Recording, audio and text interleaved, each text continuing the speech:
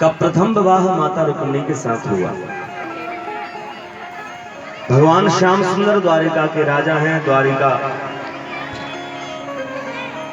कि समस्त सुख दुख का चिंतन करते हुए भगवान श्याम सुंदर अपनी सभा में बैठ करके नित्य प्रति वार्ता अपने प्रजाजनों से, मंत्रीगणों से, सबसे करते हैं। और एक दिन विचित्र स्थिति उत्पन्न हुई।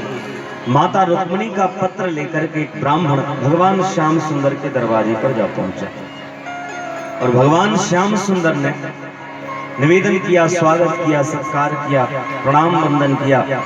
उसके बाद निवेदन करके पूछा, हे ब्राह्मण देवता, कौन है, कहां से आए हैं, आने का कारण क्या है, अपना परिचय दो। ब्राह्मण ने अपना परिचय दिया। बोले, हे प्रभु, हे द्वारिकाधीश, मैं राजा भीष्मक की नगरी कुंदनपुरी से चलते आ रहा हूं।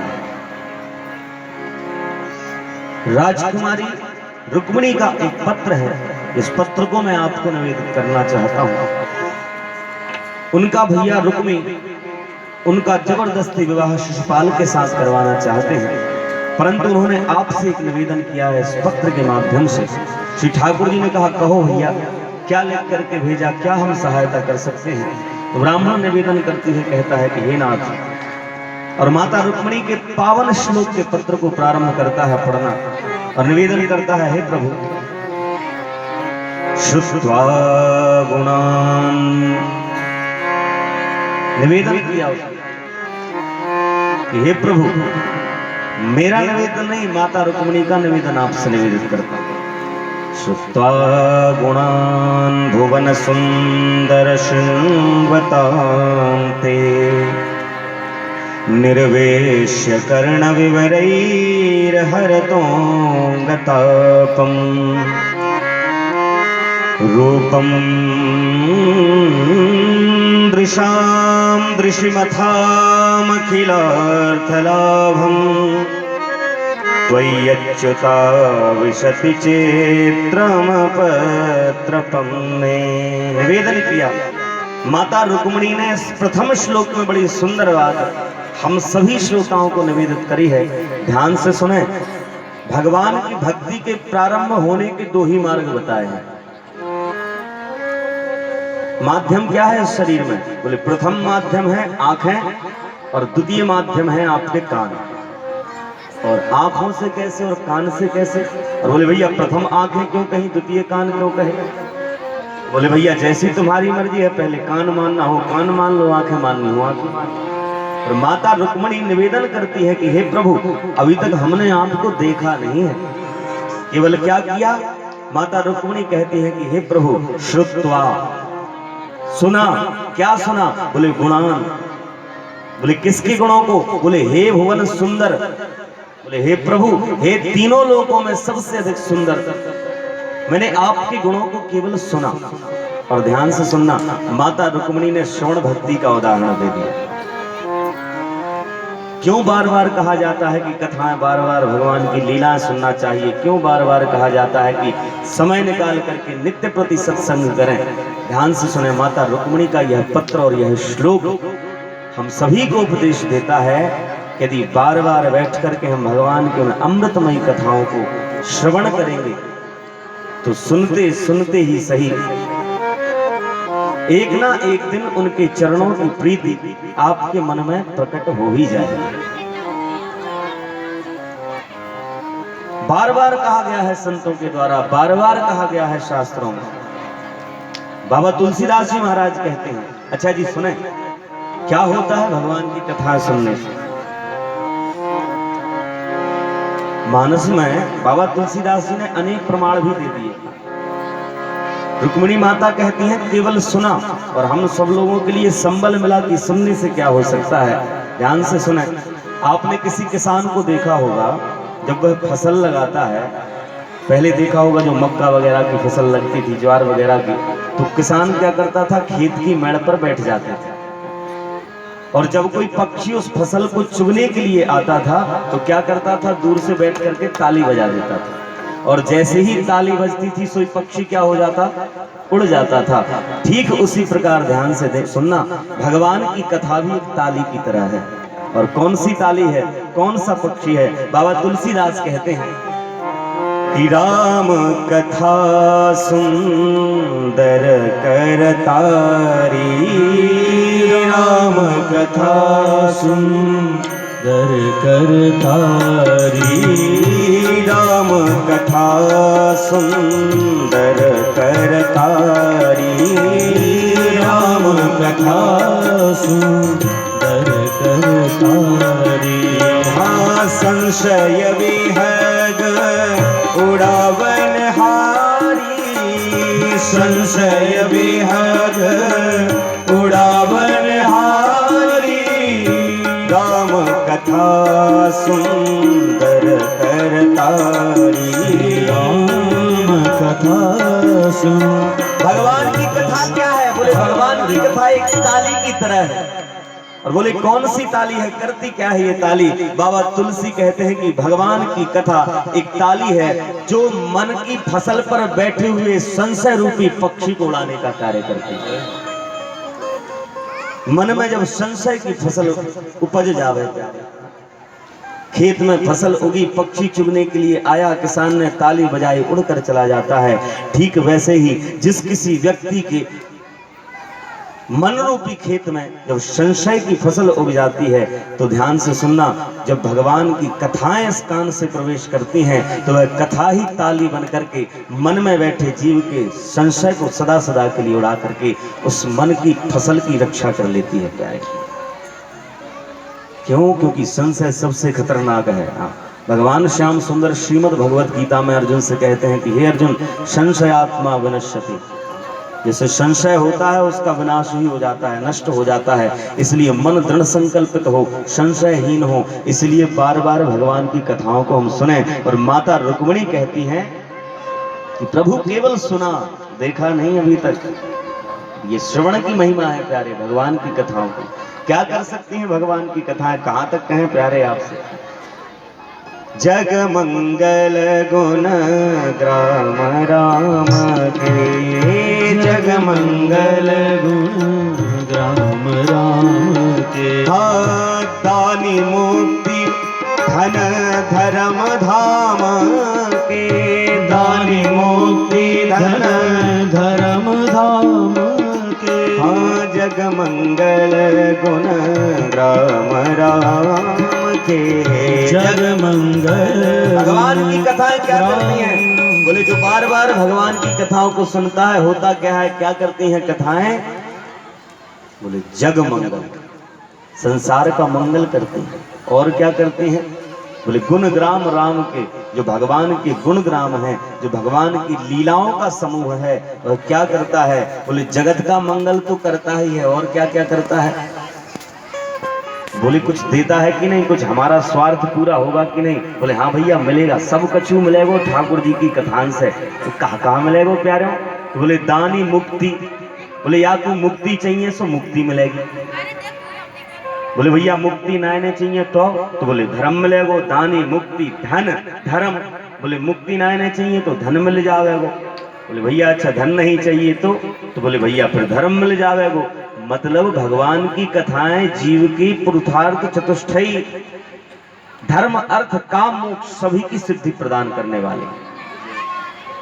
दानी मुक्ति धन धर्म धाम के जो कुछ चाहो वो मिलेगा। इसलिए प्रेम से संतत सुनिए राम गुण ग्राम ही। बार बार भगवान की कथाओं को सुनना चाहिए, जब समय मिले जहां समय मिले।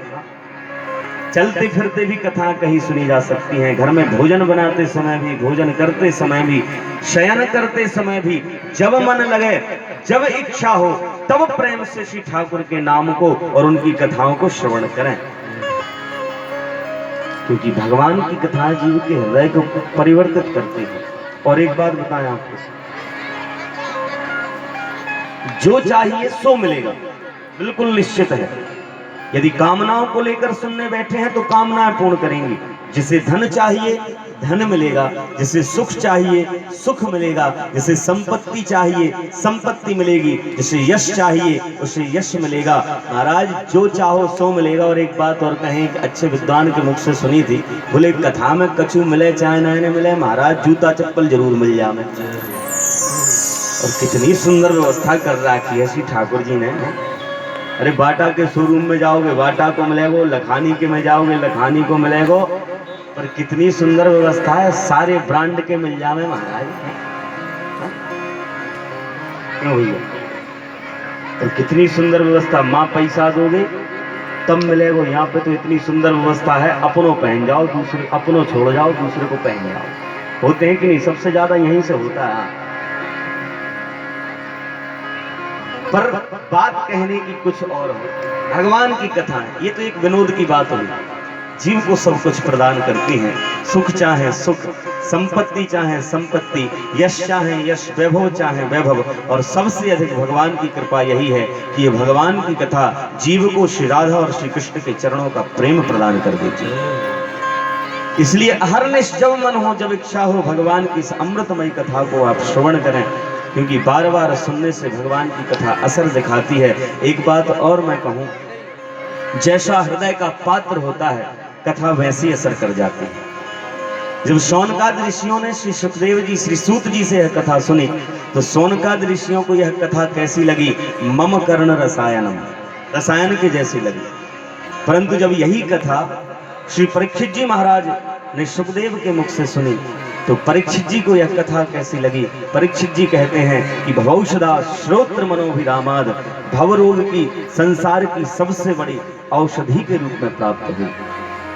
परंतु जब यही कथा गोपियों ने सुनी तो गोपियों को यह कथा किस रूप में प्राप्त होती है? तव कथामृतम तप्त जीवनम। गोपियों को यह कथा किस रूप में मिली? बोले अमृत के रूप में ही मिली। ध्यान से सुने, जैसा हृदय का पात्र होता है भगवान की कथा उस रूप में परिवर्तित हो जाती हैं। इसलिए माता रुक्मिणी ने निवेदन किया कि हे प्रभु, अभी तक देखा नहीं, केवल सुना। श्रुत्वा गुणान् भुवन सुंदर बताते, केवल तेरे गुणों को सुना हे भुवन सुंदर। निर्विश्य कर्ण विवरैर्हरतो गतापम, कर्ण मार्ग से प्रवेश हुई और मेरे हृदय के, मेरे समस्त अंगों के सारे कष्टों का हरण कर लिया। रूपम दृशाम दृश्यमथामखिलार्थलाभम, इन आंखों से तेरे स्वरूप का दर्शन ही इस जीवन का सबसे बड़ा फल है प्यारे। माता रुक्मिणी ने निवेदन किया, इसलिए जब भी समय मिले, जहां अवसर मिले, जब भी नैन मूंदो, जब भी नैन खोलो, जब भी नैन मूंदो, जब भी नैन खोलो, राधे कृष्ण बोलो, राधे कृष्ण बोलो, राधे कृष्ण बोलो, राधे कृष्ण बोलो। जब भी नैन मूंदो, जब भी नैन खोलो, जब भी नैन मूंदो, जब भी नैन खोलो, राधे कृष्ण बोलो, राधे कृष्ण बोलो रे बोलो, राधे कृष्ण बोलो, श्री राधे कृष्ण बोलो, हरि बोल।